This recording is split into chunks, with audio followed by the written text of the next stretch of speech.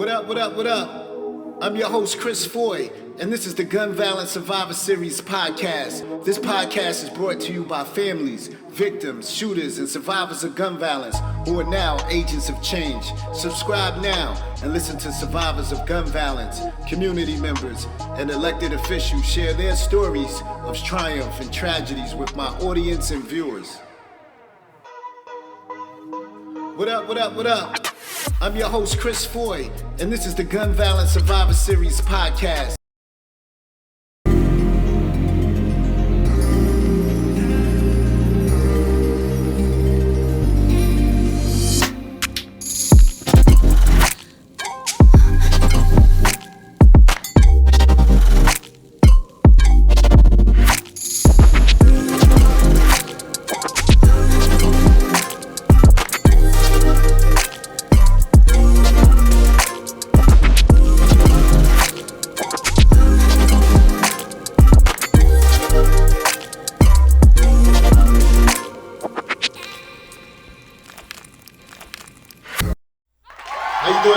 My name is Chris Foye. I'm the executive director of the Chris Owens Foundation, but I'm also a parent who lost a child to a stray bullet. My son's name was Chris Shakim Owens. He was 13 at the time when he was shot and killed by a stray bullet in Harlem, April 26, 2009. My America back. Set us straight, Roland Martin. It is 17 past the hour. Roland Martin joins us on the show right now. How you doing this morning, Roland? I'm doing great, man. Looking forward to kicking it with Soledad O'Brien this morning on Starting Point on CNN. So check it out. Awesome. We're joined right now by Chris Foye. He is a, sad story. Lost his 13-year-old son to a stray bullet in New York City in 2009. He is one of the many gun advocates out there. He's also a part of the Mayors Against Illegal Guns Coalition. Chris, we thank you for your advocacy, man. Do you believe that 20 children being gunned down is going to cause there to be serious gun control discussion in this country and lead to actual reform? Mayor Bloomberg has repeatedly slammed the president and Congress after every massacre that has occurred here in this country. Yeah, he's hoping at the very least that this tragedy here in Newtown will finally get lawmakers to act to do something about guns and get them off the streets, as he puts it. CBS 2's Marcia Kramer has that part of the story. Chris Foye's son, Chris Owens, was killed by a stray bullet in Harlem in 2009. He was 13. The Newtown massacre. It broke my heart. As a parent that lost a child, I don't ever want to see anyone lose a child. But that's an indicator that something is wrong in America. We have to really break the chain of this culture of violence. Today I'm sitting here with Tavon Murphy, and basically we're going to be discussing a lot in regards to gun violence, how a father, both of us, basically lost two, right? You have two children. One was lost to gun violence, and I believe one was lost to the prison system. So I know it's kind of hard for, to speak about certain things, but today we're going to give the people, because I believe that, our story basically could save someone. I lost my son at the age of, he was 13 at the time, and I know you lost your daughter as well. I actually took a look at the, it was footage from Barbara Walters, I believe. Oh, Diane Sawyer. Diane Sawyer is my bad. Let's get that correct. Yeah, we don't want Diane to get mad. We calling her Barbara. Calling her Barbara, right? We don't want Diane to get mad. Like the story of this young inmate who grew up in a rough world, we noticed that Tavon Murphy, called Bam Bam, had a charismatic hold on his fellow inmates at Rikers. Growing up, he had a superstar older sister sought after by colleges, named by ESPN as one of the best basketball players in the country. I looked up to her. That was my role model. She played basketball real well. She's real good at basketball. I love basketball too, but I wasn't as good as her. But I told her, one day I'm gonna get you. One day I'm gonna get you. But one night in the stairwell of the housing project where they lived, members of a rival gang came in and shot his sister 3 times. Inside, he's the king of resilience, encouraging everyone to focus on a positive future. It keeps a lot of stress off my mind. It keeps me looking forward to what I got planned, the goals that I set for myself. For the most part, I'm young, so it keeps me prepared and ready for the girls, for the females. He's been selected as a suicide prevention aide, which means walking the halls at night. Right now, I'm gonna check, make sure that everybody alive and breathing and well, nobody got no suicidal thoughts. You know, just in case they got something on their mind they want to talk about. A radio is playing, the song Exchange by Bryson Tiller. Do this one favor for me. I had to change my plans. Two sides, light out. You good, Brody? What's the word? Everything copacetic? Yo, Pop, you good, baby? But we learn that there is another part of Murphy's story. A rival gang member mocked the death of his sister in a video. Prosecutors say Murphy murdered him. When we first meet, the trial is underway. Conspiracy in the first, conspiracy in the third, murder in the second, assault in the first, robbery in the first. A lot of charges that I'm confused with where they even come from. He says he is innocent. I just put it all in God's hands. But several days later, when we return, it's 9 o'clock. Everyone is locked in. I walk down the hall to see Murphy. Elon, you there? Where did he go? Do me a favor. I think we need to go back out here for a second. Is it okay? Is there a problem? Murphy has put a sheet over the door. The jury has found him guilty of murder. He is facing 25 years to life. Judge, look at you there. Pull the sheet down. Could I say hello? Yeah. How are you doing? Clear my mind and stay positive. You walk the halls and take care of everybody in these halls. Somebody take care of me tonight. Murphy is temporarily placed on suicide watch. Another night on Rikers is about to end. The day that began at 5 a.m. is now about to end with the lights out. And as we leave a goodbye from the young man hidden behind the sheet in his cell, Murphy wishing us a safe exit from the island, saying, safe home. Can't do it today. Can't do it too much today. Some questions, man, but I like to shoot from the heart. But my producers, they gave me the questions, so I definitely got to run through it. And this broadcast is brought to you by CSO Communications Network, and also we broadcast on Roku TV in addition to Twitch. This is going to be live on Twitch every Saturday from 8 p.m. to 10 p.m. Sometimes, mostly we go to 9, but we're actually streaming 10, once we got some great guests on TV. Like I said, first off, I want to give my condolences. You lost your child and everything like that, just like me as well. So, I'm just going to start the show off, bro. I know they gave me questions to ask you. First and foremost, tell us a little bit, about your organization and also the memory of your daughter. My name is Taylon Murphy. I'm the founder and executive director of the Tayshawn Chicken Murphy Foundation, also known as the Double Entendre, TTMF, because our movement is actually together communities move forward. What do you got there today? I see you got a book there. Well, this book right here, The Forum for Your Aura. This is a book that was written by a gentleman named Lakeem Johnson, a.k.a. Lakey the Kid. From Queens? From Queensbridge. Oh, he used to actually be with Nas. Yeah, Lakey be with Nas. Yeah, I heard that name before. Nas be with Lakey be with Nas. Lakeem Johnson wrote this book, man. It's like the new blood in our eyes. It has BC and AC. They calling it the Thug Bible. But it's all about transformation. BC would be before crack. AC would be after crack. It shows about the whole transformation in the street. It goes into Bumpy Johnson, even some of the Al Capone, Lucky Luciano. I mean, bringing it all the way up to individuals like Lakey that transformed their lives, that did positive things. Actually helped consult at 696, which I will actually help with the development of that program as well. That's ran by K-Bang? Yeah, that was ran by K-Bang. Okay. We were actually the anchors in Queensbridge. Okay. Lake tells the whole story through his transformation, through his transformation all the way up into the chapter on incredible messages, which he has some pictures here that I'm deemed one of the incredible messages in the book. Let's get a zoom in on that. Like, let's see that. And it just tells the story on how we all were influential, no matter what, public opinion may be. This is the streets. This is the actual lens of the streets. It talks about, our transformations.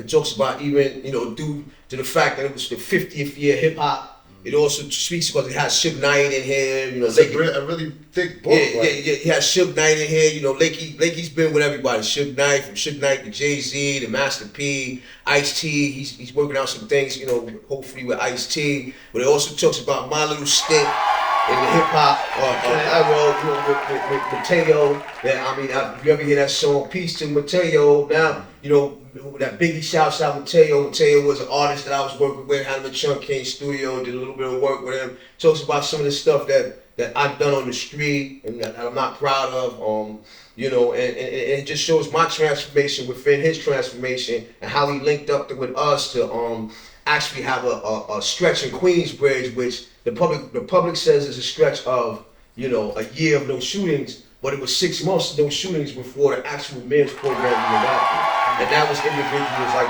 Nate, myself, Fathers Alive in the Hood, Fade, Kenny Carter, also a young man named Sugar Ray. All of us were from Queensbridge and we happened to be doing the work already. We even had Antonio Hendricks from Lead by Example come out, and actually in one of these pictures, because Lakey was very he photogenic with this book.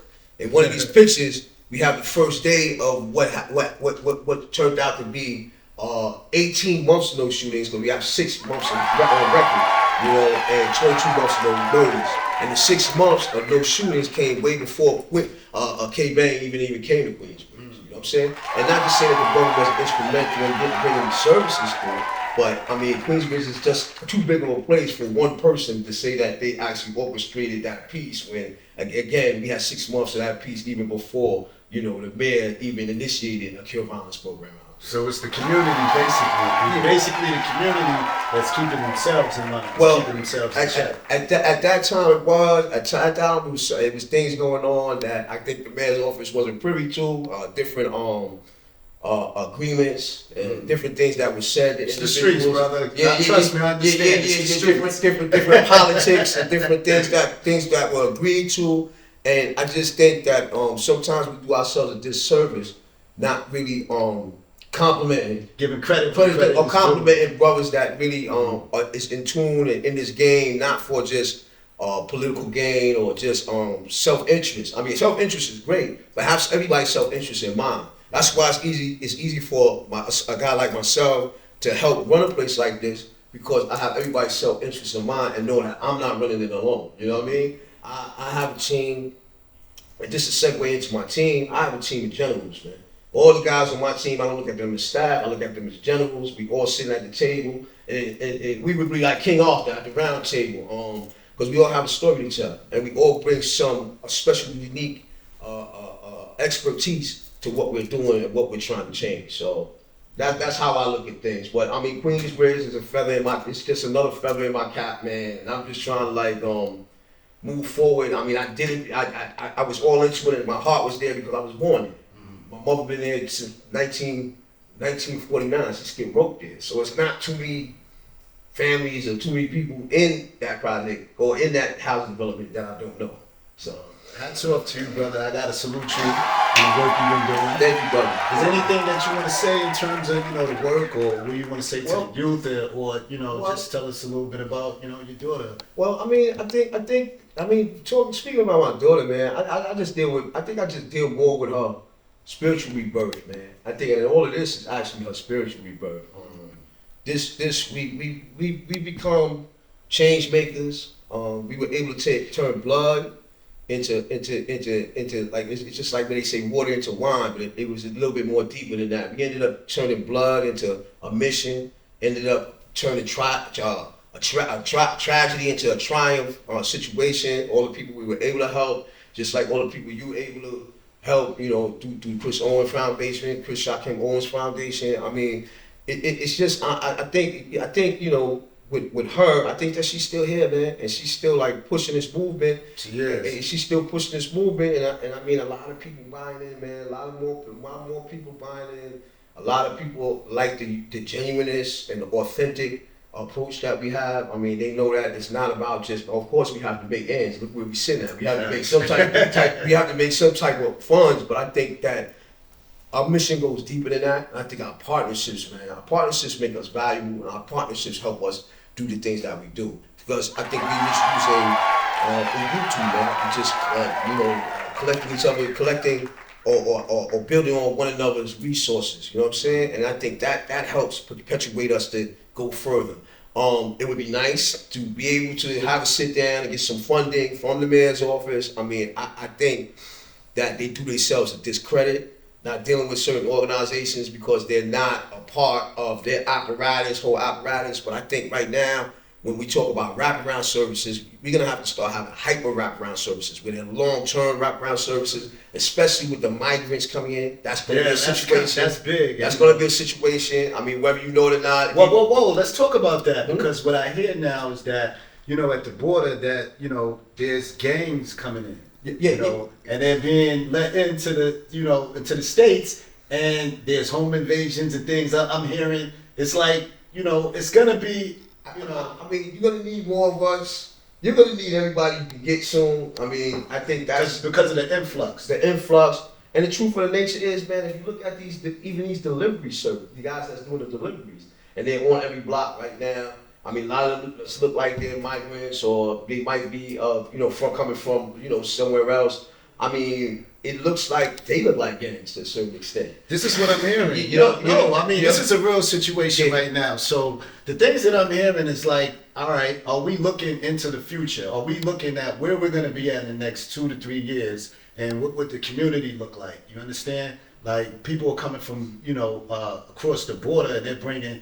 Everyone don't have good intentions. Let's be real about it.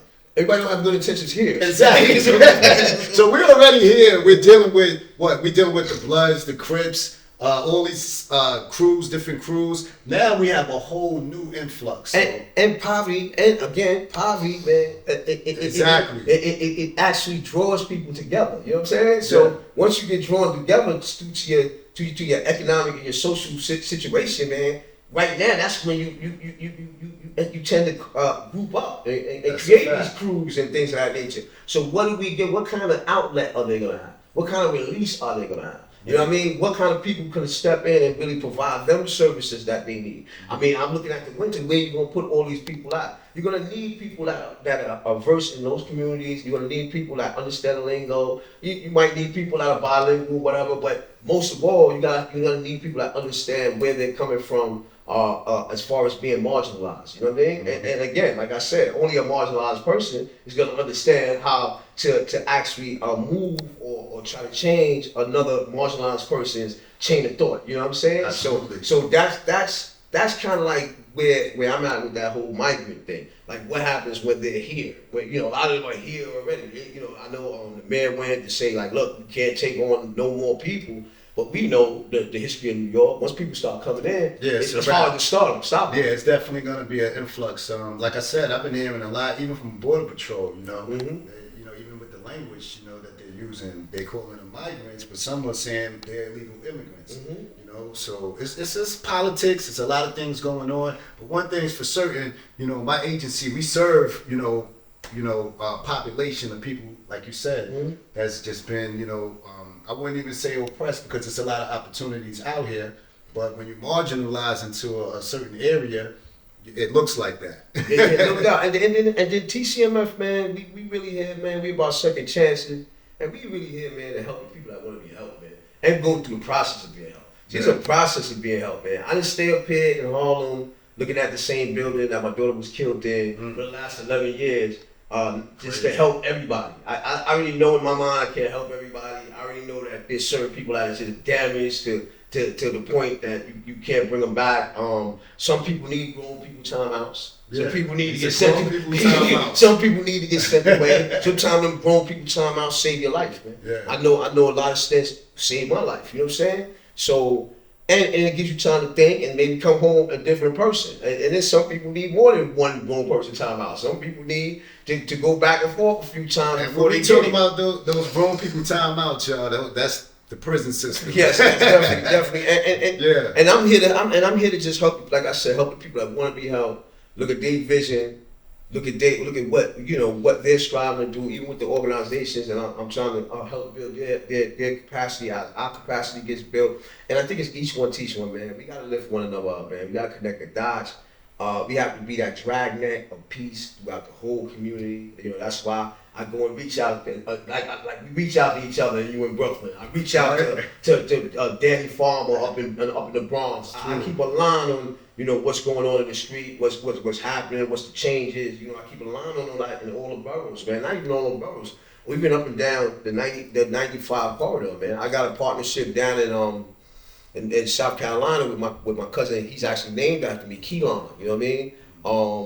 His organization is Community Keys, and at one time we was bringing trucks up here, rider trucks up here with just goods and just giving it out to the people. So I think we got to stay in tune with all the people that's like-minded, that's striving to do this work from a unique and in a place of charity. You know what I mean? We do know we got to get paid, actually to do the work, but I think that the pureness and the authenticness, that being authentic take us further than just, take us further with the combination of the fronts. You know what I'm saying? Yeah, I agree. So like I said, I want to give you a big shout out. Thank you for coming out. Thank you.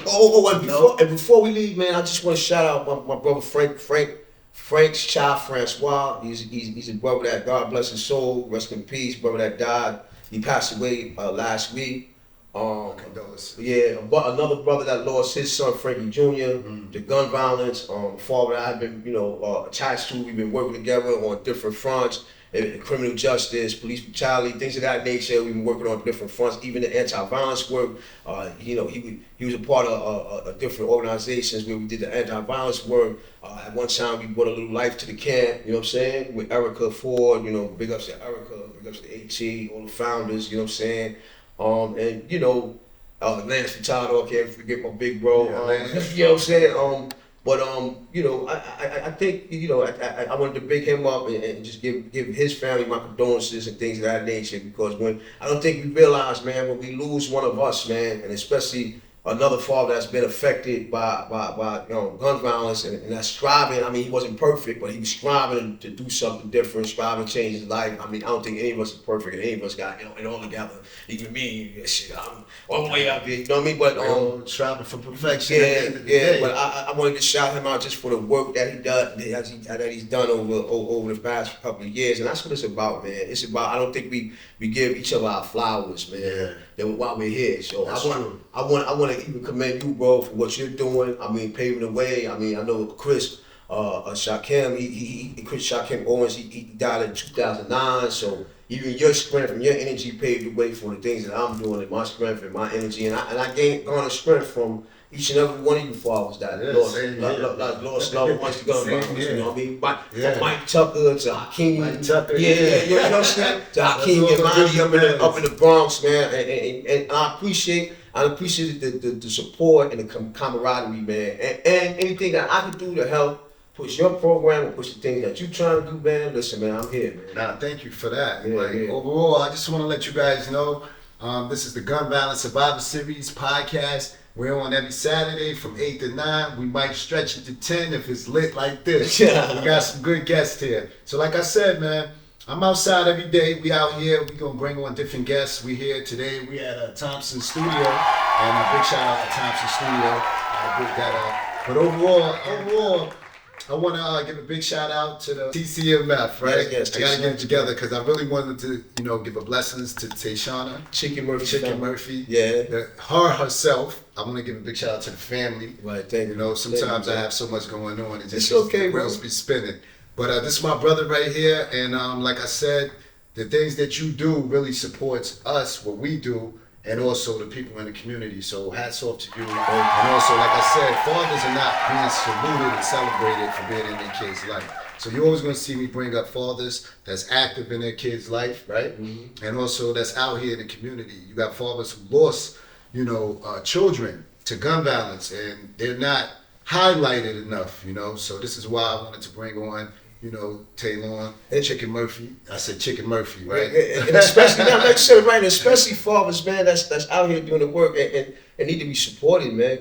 Like right now, we looking we actually looking to put in a proposal that would help us secure the whole 125th Street corridor. Use that corridor, this corridor that we're on, because actually Thompson Studios, where we at our shared space, on 125th Street between 5th and Lenox Avenue, and we're trying to use it to anchor an initiative that we call 10 blocks from Douglas to Dykeman, where we trying to like actually be change agents and actually really curtail the violence and things that are going on in Harlem in a big way through a big catchment area. I mean, if we were able to do it in Queensbridge, and I was part of that team and was one of the architects of that initiative, I believe that I would be able to do it. We would be able to do it in Harlem as well. So that's pretty much what we're looking to do, man. Bring peace, bring peace, resources, and bring opportunities which will enhance public safety as a whole. Like I said, hyper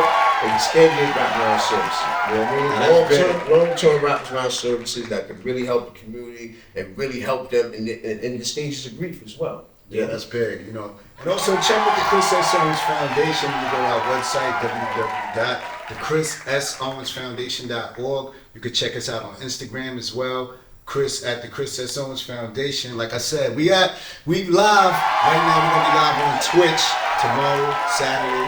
We're gonna be going on Twitch. You know, we have a bigger audience there too as well. We're also on Roku TV. So wherever you see us at, we're gonna be presenting, advertising the services from most of our guests. And also, like I said, tune in, like, subscribe. And if you want to get in contact with us, you can contact us by the website. You can give them your handle. Yeah, I mean, you want to get in contact with us, man, get in contact through the website. I mean, it's TayshanaChickenMurphy.org.